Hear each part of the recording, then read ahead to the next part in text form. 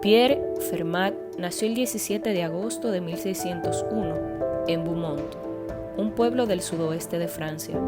Su padre era un rico comerciante de pieles y segundo cónsul de Beaumont de Lumagne, lo que le permitió realizar sus estudios de leyes en la Universidad de Toulouse, donde nunca se destacó en matemáticas, ya que su actividad profesional fue la de jurista. Posteriormente, se trasladó a Bordeaux, donde inició sus primeras investigaciones serias en matemáticas. De ahí partió a Orleans, donde estudió leyes en la universidad y recibió un diploma en Derecho Civil. Para 1631, Fermat era abogado y oficial del gobierno en Toulouse. Fermat se mantuvo siempre al margen de conspiraciones e intrigas políticas, dedicando su tiempo libre a una ocupación por la que pasaría a la historia: las matemáticas. Su mayor inspirador fue Diofanto. Pocas noticias se tienen de la vida de este sabio, salvo que vivió en Alejandría a principios de nuestra era. No publicó en su vida ningún libro sobre matemáticas. Conocemos sus escritos gracias a la correspondencia mantenida con otros matemáticos franceses. Tenía una gran pasión por los acertijos matemáticos. Fermat tenía la sana costumbre de torturar a sus interlocutores postales, enviándoles problemas que había resuelto previamente. Pero, curiosamente, casi siempre se olvidaba de incluir la demostración de los mismos. Su pasión fueron los números. En su tumba, en lugar de indicar la edad a la que murió, apareció un acertijo para deducirlo. Por las tardes, Fermat dejaba a un lado las leyes y se dedicaba a profundizar en sus investigaciones matemáticas. Fermat estudiaba los tratados de los sabios de la Grecia clásica y juntaba aquellas viejas ideas con los nuevos métodos de álgebras de Franco-Xavier. Fermat encontraba así problemas con los que retaba por carta a otros estudiosos como Descartes y Pascal. El resultado de las peleas postales de Fermat con el filósofo René Descartes inspiró a Newton y Leibniz para desarrollar el cálculo infinitesimal. Pierre de Fermat fue uno de los más grandes matemáticos del siglo XVI. Descubrió de manera independiente el método de coordenadas cartesianas en geometría. Realizó contribuciones a la óptica y al cálculo variacional, anticipando el método de la derivada para calcular tangentes y determinar máximos y mínimos. Hizo grandes aportaciones al cálculo diferencial, a la teoría de probabilidades y a la geometría analítica. Fermat es el fundador, junto con Pascal, de la teoría de probabilidades.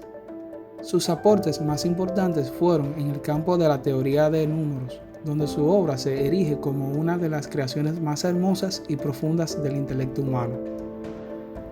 Fermat demostró que el 26 es el único número atrapado entre un cuadrado y un cubo.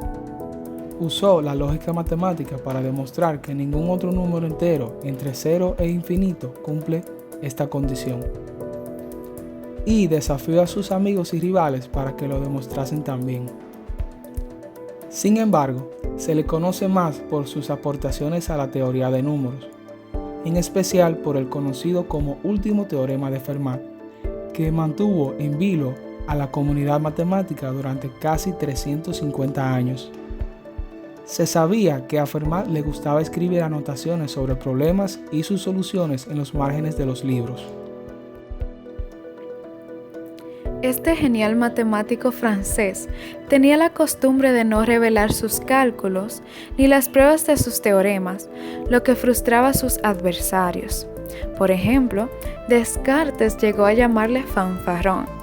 En ese estilo provocador encaja una anotación que dejó escrita en 1637, en el margen de su ejemplar del texto griego de la aritmética de Diofanto. He encontrado una demostración verdaderamente maravillosa, pero este margen es demasiado estrecho para contenerla.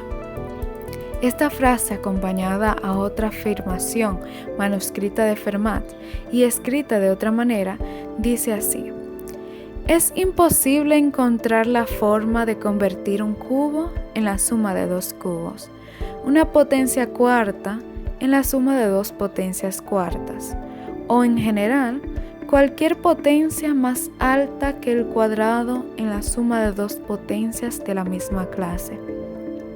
He descubierto, para el hecho, una demostración excelente, pero este margen es demasiado pequeño para que quepa en él. El último teorema de Fermat, traducido a fórmulas matemáticas, eso quiere decir que es imposible encontrar una solución a cualquier ecuación del tipo xn más yn es igual a zn. Si solo usamos números enteros positivos y además n es mayor que 2. Fermat nunca llegó a mandar por carta este desafío y tras su muerte, su hijo Clement Samuel lo encontró y publicó, y así nació la leyenda del mayor problema de la historia de las matemáticas. Transcurrido también el siglo XIX, nadie había conseguido aún encontrar una solución a esa ecuación y demostrar así que Fermat estaba equivocado, ni tampoco comprobar que su teorema era correcto. Algunos grandes matemáticos, como Sophie Germain, llegaron a encontrar demostraciones parciales para valores concretos de n, pero ninguno alcanzó la demostración general. Así, este texto animó a matemáticos de varias generaciones a intentar sin éxito demostrar el enunciado del teorema de Fermat. No fue hasta 1993, después de que Euler, Dirichlet, Gabriel Lane, entre otros, lo demostraran para casos particulares, que Andrew Wiles presentó, rodeado de secretismo, después de 8 años de investigación en solitario, la demostración del famoso teorema para cualquier n entero mayor que 2. Wiles hizo una exposición pública de su demostración y seguidamente dio el texto de 100 páginas a un grupo de matemáticos para que la revisara. Encontraron un error y Wiles necesitó 2 años más y la colaboración del matemático Richard Taylor para que finalmente en 1995 se pudiera corroborar que efectivamente Fermat estaba en lo cierto.